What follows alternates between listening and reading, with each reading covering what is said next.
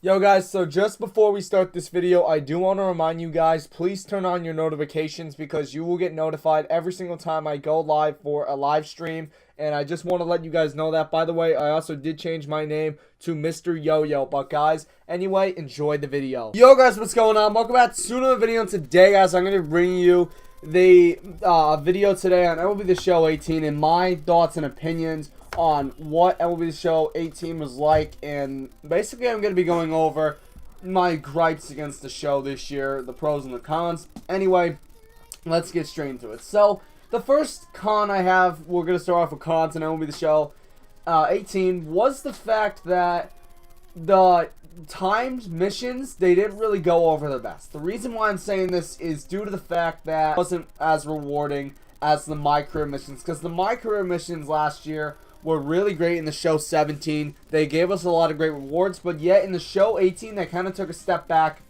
and gave us the time rewards. Now, in February, the rewards do get better, but as you can see, if we can take a look at April here, we get, let's see, 50 tickets. We only get 150 tickets, and we get 550 stubs. Now, from day one, what happened was, from day one in the show 17, you could earn like 9,000 stubs or whatever. Well, not day one, but you could basically grind missions out and get a lot of great rewards. But this year, I think that they really took a step back in terms of the time missions and making subs on those. The next thing I really don't like about the show this year was the Immortals. This is one of my biggest gripes about the show this year. The Immortals made every card worthless in that position. Like, for example, let's say you have Babe Ruth, right? Babe Ruth can play first base. He can play first base. Well, when you get that Babe Ruth card, that basically means that every other card playing first base is basically, it's not usable because you have Babe Ruth, so why would you get another player to fill in that spot? You have a 99 overall with great power, great vision. You know, what's the point of getting other cards? The next example I have of this is going to be Mike Piazza. He was a 99 overall catcher. Great power, great vision, you know, all that. But when Mike Piazza was gotten by players, it basically made other catchers irrelevant. Like, let's go on the marketplace, for example. Let's look at catchers. For example, who would want a 95 overall Joe Mauer when you have a 99 overall Mike Piazza? And the same thing goes for the 99 Yogi Berra, too. Why would you get a 92 overall JT Realmuto? Why would you get this Buster Posey? Why would you get a Carlos Ruiz when you have Mike Piazza, who's the best catcher in the game? I think that I really didn't like that. Now, yes, you had career arcs as well, but they were kind of worthless as well. Basically, Immortals made these cards essentially worthless, so I did not like the Immortals this year. And I just didn't like him, personally. I did not like him. It was one of the worst parts of the show. Like, for example, to these monthly awards. Why would you want these monthly award cards when you have Immortals already out? It just doesn't make sense. Another thing I really didn't like about the show this year was the exchanges. Because if we take a look at the exchanges, starting pitchers, 65,000, that's okay. But then outfielders, you have 85,000. So in total, that's about 150,000 exchange points that you have to invest in the exchanges, which can take a lot of stubs to do. Also, the jersey exchange was 15,000. Literally, the highest jersey you can get is 775. That's not going to work because basically you're going to need so many of those jerseys, which is a lot of stubs. Same thing with the hats and also just all of that. Like, honestly, the exchanges were insane this year. And personally, if I were SDS, I would take out exchanges in MLB The Show 19 Diamond Dynasty. Another thing I really did not like was the team epics. This year, the team epics were really bad because of the fact that they were not rewarding. Like, yes, you got like an 87 Chris Davis. Like, you know, honestly, this card is decent. And then you also got, you know, like an 87 overall Carlton Fisk. Like, this is a decent card as well. But when you look at it, who's going to be using an 87 overall when you have Immortals out? Like, who's going to be using that? Plus the amount of stuff that you had to get as well for these players. You had to get 500 plate appearances and all these other stats with Orioles players, and you're getting only an 87 overall diamond. I really don't think that's worth it. And also, you're getting 200 innings pitched as well. It's just not worth it. I just didn't like it this year. And, I mean, I just didn't like it. I didn't think it was good that they were making it this hard of a grind. Now, I understand that, yes, you don't have to collect all the players in the team to get the team epic, but still, it's like, come on, really? You're gonna only give us an 87 overall for grinding this much? SDS this year dropped the ball in terms of team epics.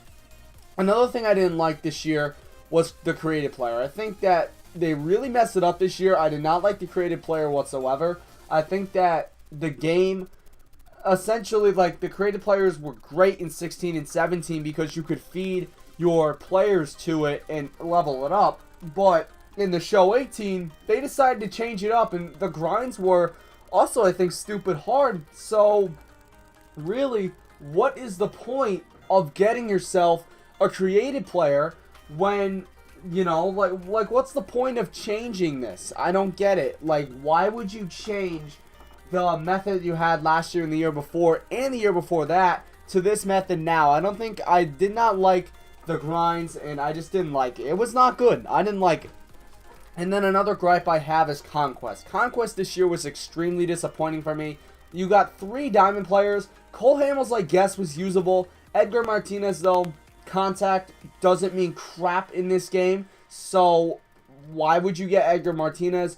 And why would you get a Luis Gonzalez? I mean, I understand he's good against righties, but that's basically it. And he's slow as heck, man. Oh, my goodness.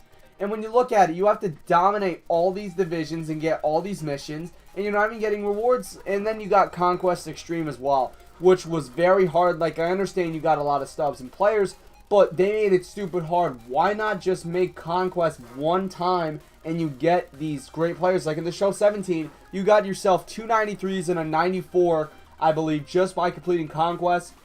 Normally, why did you have to make it an extreme grind this year? I don't get it. Doesn't make any sense.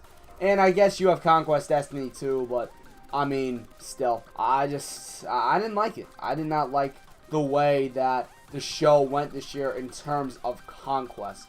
Now, also, ranked seasons was disappointing this year as well, because in the beginning of the year, in like May of the show 17, we were getting cards like a 97 overall Paul Goldschmidt, while this year you got like 90 overall Robinson Cano. You got all these guys that were essentially worthless in terms of just players. They were essentially worthless. Now, yes, you got diamond players as well, but I didn't like the set players that you got as well. I just didn't like it personally. And then also with the ticket counter. Getting tickets this year was another stupid hard thing. I don't know why they changed it, but it was stupid hard this year. And I didn't like it. I mean, who's going to get 8,000 tickets to get a 94 overall Dave Winfield? Do you understand with like 8,000 tickets, you could probably get like a 97 overall diamond or at least 2 of them in the show 17? I just didn't like it. Now, the things that I did like this year though from the show, I liked the fact that they made it more realistic with the hats and all that. I just wouldn't do the exchanges. Oh yeah, also, another con with the show this year was the fact that roster updates were very sporadic. They didn't stay consistent with them. I didn't like it. Now, I understand if you do roster updates week by week, diamonds won't mean as much. But then again, it's like, come on. Really? Really? I just didn't like the inconsistency that they were showing. And also with the set packs, too. You know, and also the other packs in the store. Like, literally, we only had, I think, 3 or 4 promo packs this year. Last year, there were like rookie series packs. There were hardware packs. There were balling as a habit. There was postseason packs. You know, there was so many different packs. And then basis loaded packs too. There were so many different packs you could buy. But this year, they really toned it down. And I didn't like it, man. I really didn't like it. And then another thing, I know I'm kind of rambling on here, but the rating system this year was really bad. Like, why would you make it an 85 as a diamond? That doesn't make any sense, because essentially if an 85 is a diamond, they're worthless. Like this Josh Donaldson, there are so many more players that are better than Josh Donaldson. It's insane. I don't think it was a smart decision to change up what's been working with them for the past few years. I did not like the rating system. They really messed it up. Hopefully in the show 19 though, they will fix it. Now, finally, let's move on to some pros. Some pros that I have this year, programs are actually good. You know, some programs are good. Like, for example, I heard that the Future Stars program was pretty good. The postseason program was nice, considering that you got all these free players, and you got a 95 overall Steve Pierce. I like the fact of the Future Stars, and I also like the programs as well that you had, with the Diamond programs and all that. It gave players, essentially, it gave us new players. And also, I like that they didn't change up Battle Royale this year. I like the events as well this year. I played casual a lot more. Daily matchup didn't change, which I'm very happy about. But, I mean, that's basically it. Overall, oh yeah, and I like the dailies too. The dailies you could make stubs on. You could make a lot of stubs off of dailies this year. I like it. But, overall for the show 18, I'd say it was a down year for the show this year for SDS. It was a really down year for the show. I just didn't like it. This year was not a good game. Hopefully in the show 19, though, they can make some great changes. And there are some new legends being released, such as Ty Cobb, Christy, Matthewson, and Willie Mays, I believe, are all confirmed. And there's also, I believe, a Jeff Kendall as well. He's going to be coming as a new legend. So, really, we're going to have to wait and see. The first developer stream is in 4 days on Valentine's Day, so tune into that. On the 14th, I will try to put a video out about that. And anyway, guys, hope you have enjoyed this video. If you did, smash a like. Let's try to smash 5 likes. Thank you guys so much for watching, and I'll see you.